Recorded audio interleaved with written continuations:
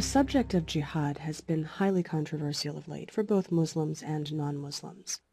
Critics of Islam have used the concept to illustrate what they believe to be the deep enmity of Islam toward non-Muslims and the implacable violence at the center of the faith, whereas apologists have suggested that it is a purely peaceful concept that has been hijacked by a handful of radicals.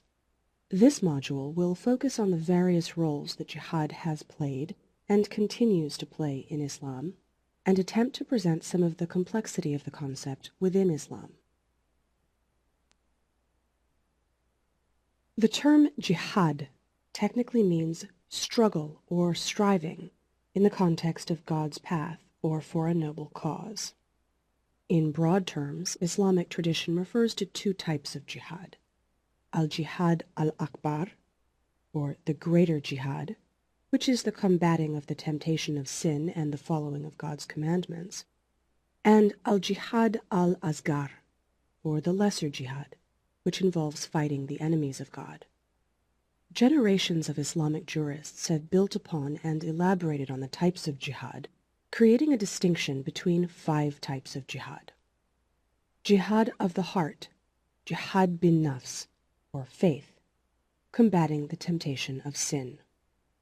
Jihad by the tongue, jihad bil lisan, speech, being truthful and waging a struggle through writing and speech, such as the dawah, call to Islam. Jihad by the hand, jihad bil yad, or good works, correcting wrongs through the use of one's wealth, such as going on the Hajj, providing funding for proselytizing and external jihad, or caring for one's family members. Jihad by the pen, jihad bil kalam, or knowledge, a struggle for good through the scholarly study of Islam, ijtihad, legal reasoning, and science. Jihad of the sword, jihad bis sayf, holy war, fighting the enemies of God. Looking at the concept of jihad in terms of how it has been practiced, and extrapolating back from that to the actual dogma, rather than looking first at the dogma and then seeing how it is actually implemented, one finds that the types of jihad can essentially be grouped into 4 functional categories: 2 internal and 2 external, based on the Islamic doctrines of greater and lesser jihad. The greater jihad, that is, the individual struggle to be a more devout and righteous believer, has both internal and external components, since it has both individual and community-wide implications. For the individual, the al-jihad al-akbar, greater jihad, means a striving to be more devout and righteous, and to abjure sin. For the community, the greater jihad implies fighting social and political corruption, educating people in the ways of Islam, otherwise known as dawah, the call to Islam, fostering the public modesty of men and women, and ultimately working to create a more Islamically authentic society. Like the greater jihad, al-jihad al-asgar, the lesser jihad, has both individual and community-wide implications. For the individual, the lesser jihad requires a willingness to sacrifice oneself for the community.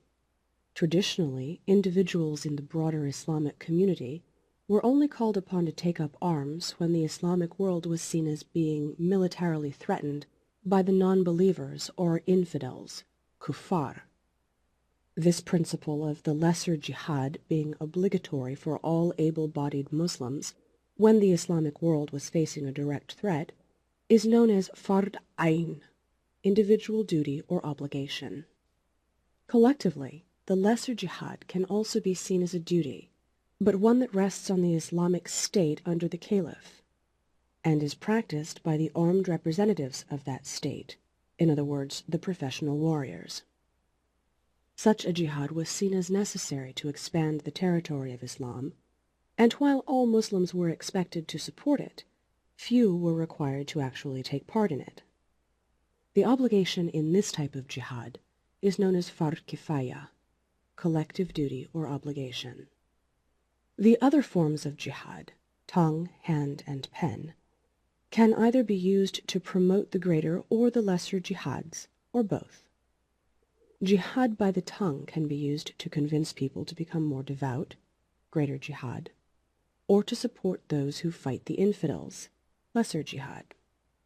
Similarly, jihad by the hand can be used to fund proselytizing efforts, greater jihad, or armies, lesser jihad. And jihad by the pen can be used to promote Islamic scholarship, greater jihad, or to propagandize and vilify enemies, lesser jihad. Some scholars have pointed out that the greater jihad is derived from the lesser jihad, and that Islam began with a focus on violent holy war and only later developed the peaceful ideas of the greater jihad. Nevertheless, it's clear from the modern interpretation of the term that today jihad can equally serve as a principle for peaceful inner striving and social and political reform, as well as for the promotion and execution of warfare and other forms of violence. This dual nature of jihad can be illustrated from examples in the Quran and several ahadith, plural of hadith. For example, Surah or chapter 2, verse 216 of the Quran says, "Fighting is prescribed for you, even if it is abhorrent to you. It may be that you dislike something that is good for you, and it may be that you like something that is bad for you. God knows, and you do not know." Surahs 2, 190 through 193 of the Quran also focus on fighting the enemy, though also laying out limits to the use of violence. They say, "And fight for the sake of God those who fight you, but do not be brutal or commit aggression, for God does not love brutal aggressors. And kill them wherever you catch them, and drive them from where they drove you. But if they stop, God is most forgiving, most merciful. And fight them until there is no more strife, and there is the religion of God. And if they stop, then let there be no hostility, except against wrongdoers." Along similar lines, Surah 61:4 states that God loves those who fight for the sake of God in a battle line as though they were a solid building. Similarly, a hadith recounted by Abu Hurairah tells of how the Prophet said, "Jihad is incumbent upon you under every commander, whether he is virtuous or wicked, even though he be guilty of heinous sins." And an additional hadith recounted by Ibn Umar tells of how the Prophet said, "I have been commanded that I should fight these people till they bear witness that there is no God but Allah, and keep up prayer and pay zakat. When they do this, their blood and their property shall be safe with me, except as Islam requires, and their reckoning is with Allah." At the same time, the Quran repeatedly rejects the imposition of religion by force of arms, saying in Surah 2:256, "There is no compulsion in religion. True direction is already distinct from error." The Quran also suggests the possibility of divine redemption for non-Muslims, thus presumably negating the right of Muslims to undertake aggressive acts against non-Muslims, saying in Surah 22:17, "As for the Muslims, the Jews, the Sabians, the Christians, the Magians, and the polytheists, God will decide among them on the day of resurrection." At least one hadith, reported by Abu Sa'id, suggests that Muhammad did not consider violent jihad to be the most important form of jihad.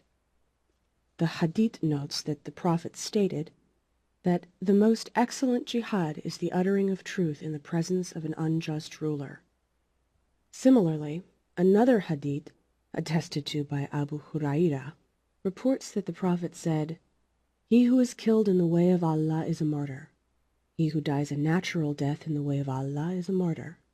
He who dies of the plague in the way of Allah is a martyr. He who dies of cholera in the way of Allah is a martyr."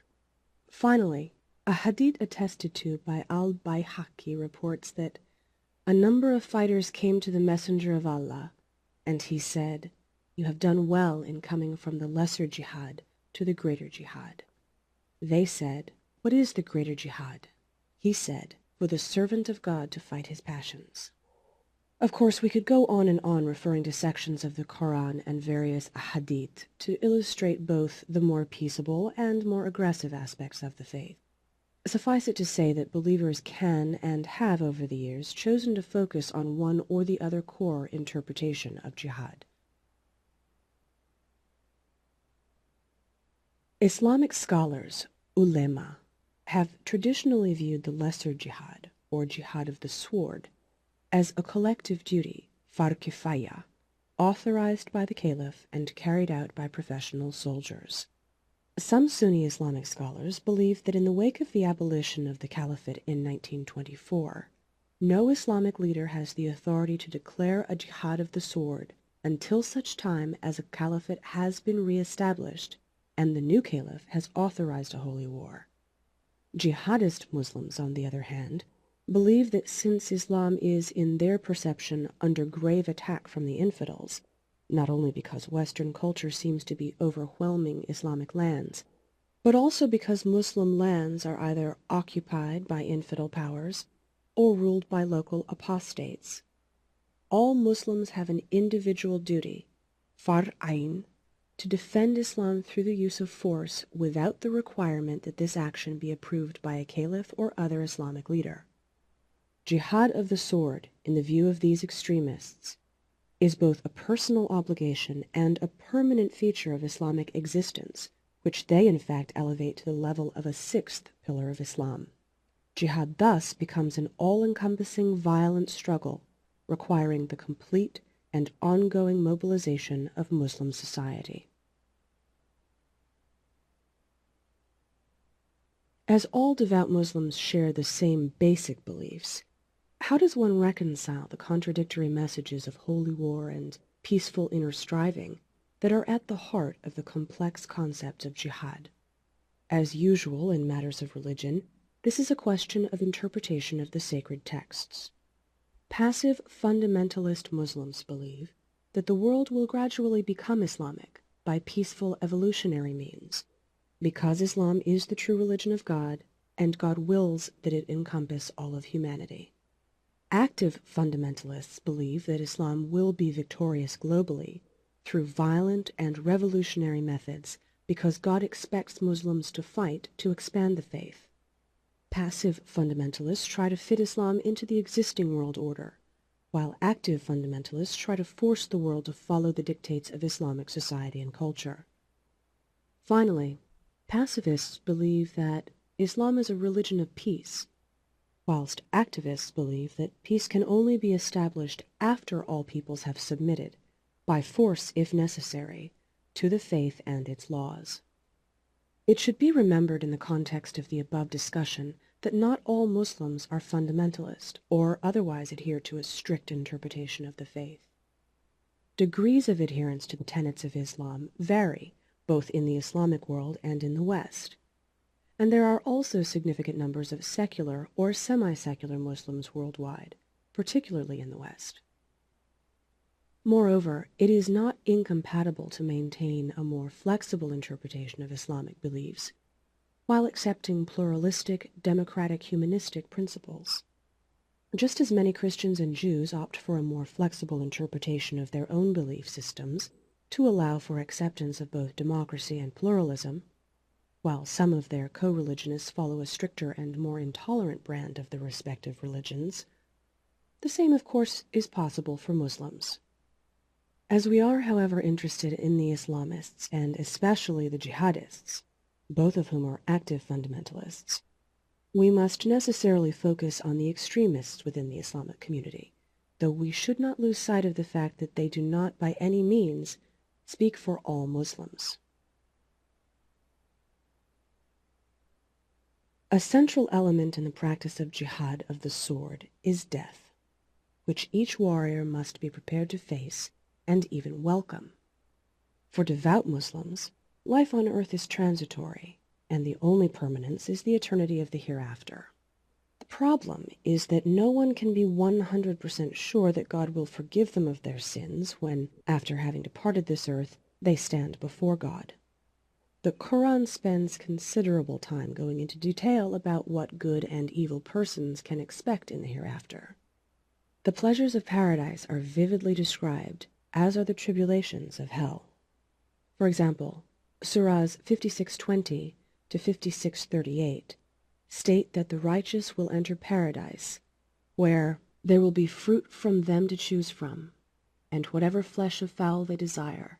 There will be large-eyed maidens like treasured pearls as a reward for what they did.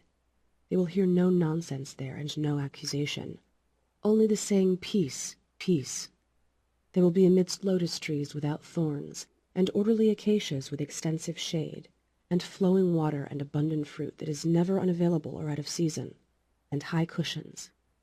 We have created the females as a special creation, making them virgins, loving wives as companions for the company of the right.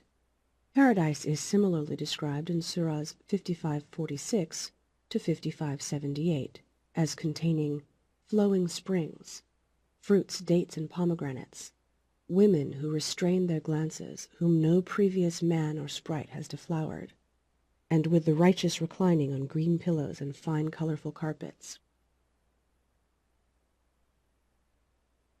On the other hand, most infidels and all apostates can expect to be sent to hell. The Quran does not mince words with respect to what evildoers can expect to find in hell. Surah 18:29 states, "We have prepared a fire for the unjust, whose billowing smoke will envelop them, and if they pray for rain, we will rain on them water like molten brass that will burn their faces. What a miserable drink, and what a terrible place to rest." Similarly, Surahs 22:19 through 22:22 state, "For those who scoff at God, garments of fire are cut out. Boiling water will be poured over their heads, whereby their innards and their skins will be melted, and they will have restraints of iron imposed upon them. Whenever they seek to get out of there from anguish, we send them back in there. Taste the torture of burning." Believers are informed, as repeatedly emphasized in the Quran, that God is all-seeing, all-knowing, and that they will be judged by God upon their deaths. At the same time, in Surah 9:111, the Quran makes it clear that Allah has brought from the believers their lives and their wealth in return for paradise. They fight in the way of Allah, kill and get killed. That is a true promise from Him in the Torah, the Gospel, and the Quran. And who fulfills his promise better than Allah? Rejoice then at the bargain you have made with him, for that is the great triumph. This passage and others in the Quran, as well as the Hadith, have thus been interpreted as granting the holy warrior who dies in the jihad of the sword automatic access to paradise. Some interpretations also claim that the martyr for Islam also paves the way for 70 of his family members to reach paradise, thus ensuring that their sins will be forgiven, providing them with peace of mind in this life, as they do not have to fear the possible consequences in the hereafter. Muslims use the term istishhad to refer to death for Islam in the course of jihad. This term and the related one, shahid, one who dies for Islam, are commonly translated as martyrdom and martyr respectively. But this translation misses some of the true significance of this concept. The act of istishhad performed by the shahid is an act of bearing witness or testifying to one's faith in God. If you recall, the related term shahadatan, the first pillar of Islam, indicates the twin testimonials of faith in one God and belief in his messenger. To underscore this point, the body of the shahid, unlike the bodies of other deceased Muslims, is not washed or wrapped in clean shrouds, but is buried as is, with the blood serving as a sign of honor and a testimonial before God.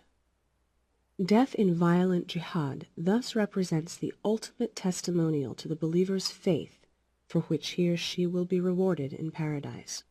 Consequently, Islamically motivated suicide bombers and their supporters, to take the most prominent contemporary example of istishhad, view the act of blowing oneself up among innocent victims, whom they deem to be infidels, whether Muslim or not, as a testimonial to their faith, and certainly not a self-destructive act of suicide. Incidentally, personal suicide, known in Arabic as intihar, is forbidden in Islam. Indeed, By dying in jihad, the believer is not only committing a supreme act of faith, but is also self-interestedly ensuring that he, and sometimes she, and his or her family will reach the highest levels of paradise. The act of suicide bombing or other acts of physical self-sacrifice thus represent a type of death insurance policy.